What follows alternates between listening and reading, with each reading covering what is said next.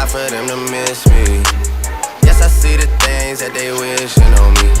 Hope I got some brothers that outlive me. They gon' tell the story was different with me. God's plan, God's plan. I hold back sometimes I won't, yeah. I feel good sometimes I don't, like, no. I finesse down Western Road, like, next. Might go down a G. Alright, so I'm going to start off by saying that I'm not a professional and I don't do this for a living, so this is just how I did my headlights. And if you want to go ahead and do yours the same way, then this is how you do it. So today I'm going to be doing the headlights. I'm trying to change the color of them and put the RGB Tribars on there. So first thing you do is you turn on your oven, preheat 250. Once it gets to 250, we'll go ahead and put the headlight in there to cook.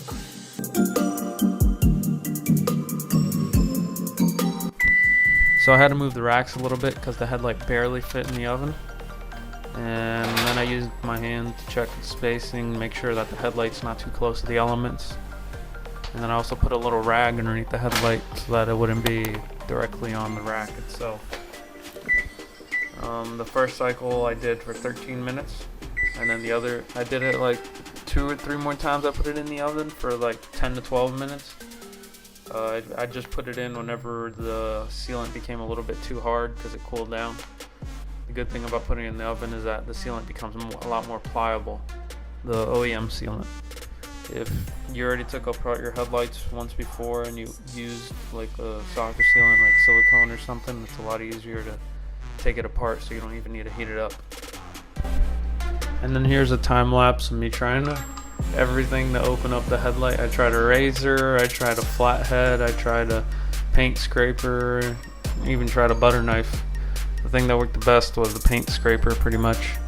And then I'd use the razor blade a little bit just to get through the sealant.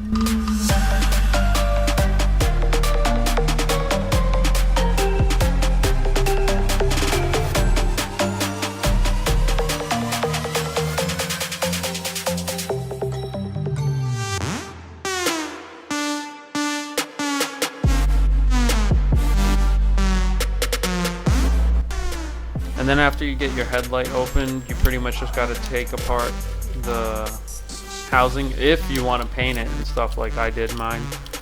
Which, I mean, you have it open, so might as well even black it out if you want. I used plastic dip when I did my headlight, which to this day it's worked perfectly fine. I haven't had any problems with the plastic dip itself.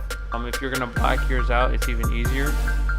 Mine took a little longer because I did two-tone. I did the red on the chrome part, and then on the little reflector I just blacked that out. And here's how I took off the boards. It's just like 4 or 5 screws, and then you just got to take off the wires for it, and then you just replace the boards with the RGB boards you have yourself. To drill out, or it might be easier to say Dremel, the old boards.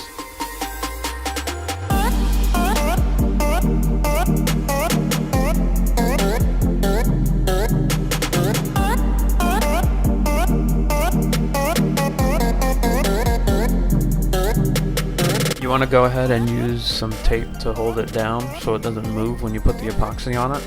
I ended up using a painter's tape to hold it in place. I used some quick cure epoxy. It was like 30 minutes or an hour for full cure. Be generous with it. Just try to make like a little bubble pretty much so that it looks just like the stock, except of course mine was clear instead of the white.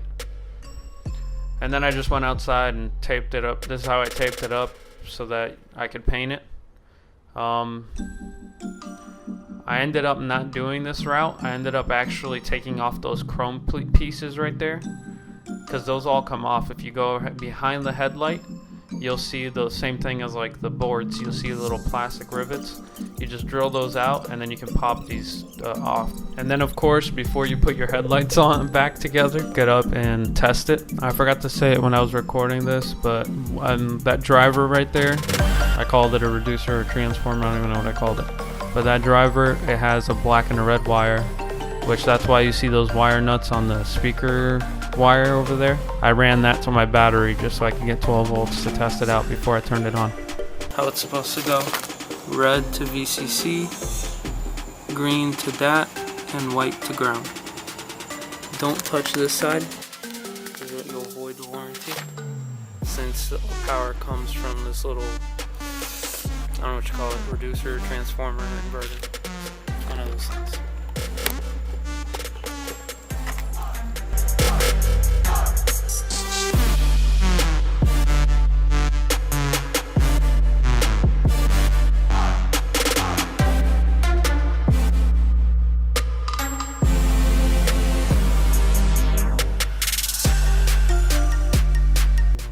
Crystal, the wife is sleeping, so I'm gonna come take a look at these lights.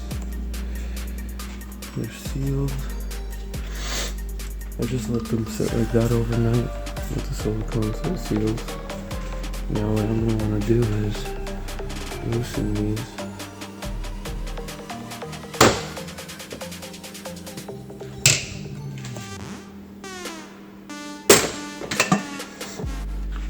And then I want to put another bead all the way around. And then I'll finish it up with some aluminum tape. Just like, there it is. Some aluminum tape. So yeah, after it's cured, I taped it up with aluminum tape. And I didn't mention it earlier, but I drilled a hole in the plastic to feed the wire out. But you also could just use, back here where there's my finger, there's two little rectangles that are covered in like some little film. You could also just use those two holes and just feed it out through there. It's just that now that I have demon eyes and I have a LED tube, I used both those whole rectangles, and then I also had to use this hole I drilled, so it worked out for me in the long run. And that's pretty much it. Oh, I didn't have any condensation issues. I only had like whenever it rained along the bottom of the headlight, there'd be like a little bit of condensation, just like, you know, like your fog lights have condensation. That's it, guys. Thanks for watching. Like, comment, and subscribe, and have a good day.